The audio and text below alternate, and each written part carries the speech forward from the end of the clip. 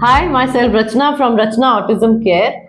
Today I am going to share tips to prepare chapati, which is not gluten chapati, which is not made from the wheat flour or a maida flour.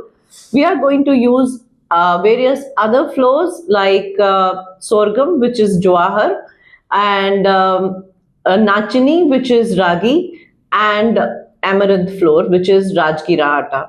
So you can actually take equal proportion of each of this flour and mix it with little salt, and we will warm the water. We are not going to use the normal tap water. We are going to warm the water, make it little hot but not boiling, and mix the dough nicely and keep it aside for a while.